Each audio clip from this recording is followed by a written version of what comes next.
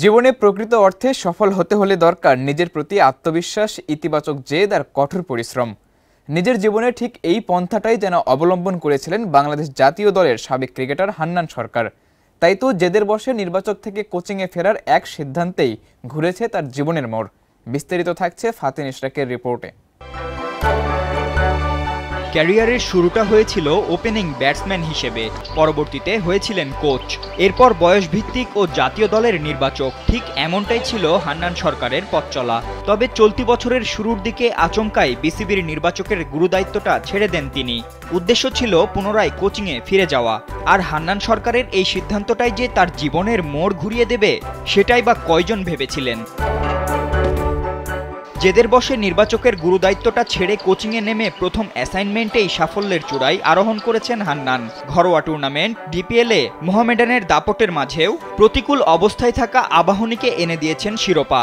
আর তাই তো এবার হান্নানকে নিয়ে শুরু হয়েছে টানাটানি। গেল ডিপিএলে যে আবাহনীকে নিজের পরিবার বানিয়ে ফেলেছিলেন হান্নান সরকার, আগামী মৌসুমে সেই পরিবারকেই বিদায় বলতে হচ্ছে তাকে। কারণ আগামী মৌসুমে আর আবাহনীর কোচ হিসেবে থাকছেন না হান্নান। তার নতুন ঠিকানা হতে যাচ্ছে লিজেন্ডস অফ রূপগঞ্জ। যদিও মোহামেডান চেয়েছিল আসন্ন মৌসুমে তাকে কোচ হিসেবে নিয়োগ দিতে, তবে রূপগঞ্জের স্বত্বাধিকারীর সঙ্গে যে সবার আগে কথা বলেছিলেন হান্নান। আর তাই তো আগামী মৌসুমে রূপগঞ্জের দায়িত্ব নেবেন তিনি।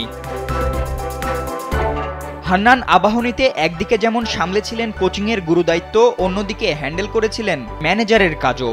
সেই সঙ্গে একাধারে করেছিলেন দল গঠনটাও, যে কারণে স্টাফ থেকে খেলোয়াড় সবার কাছেই প্রিয় হয়ে উঠেছিলেন তিনি। তবে আগামী মৌসুমে এই প্রিয় ব্যক্তিত্বকেই যে আর পাচ্ছে না আবাহনী পরিবার। কারণ আবাহনীর অফিসিয়ালরা নিশ্চিত করতে পারেননি আগামী বছর তারা কেমন দল করবেন, দলের শক্তি কেমন হতে পারে। তাই তো প্রিয় পরিবার ছাড়তে হলো হান্নান সরকারকে। এমন হৃদয় বিদারক ঘটনায় অবশ্য আবেগ আপ্লুত তিনি নিজেও। তাই তো ফেসবুকে পোস্ট করে জানিয়েছেন নিজের আবেগের কথাও। বলেছেন, আবাহনী সবসময় আমার হৃদয়ে বিশেষ জায়গা নিয়ে থাকবে।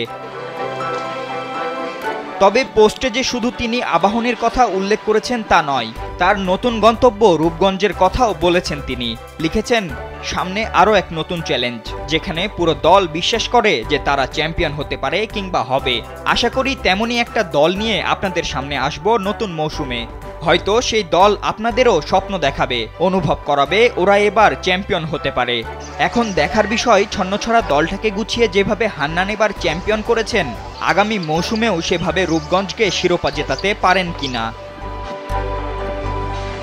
ফাতিন ইশরাক, কালবেলা।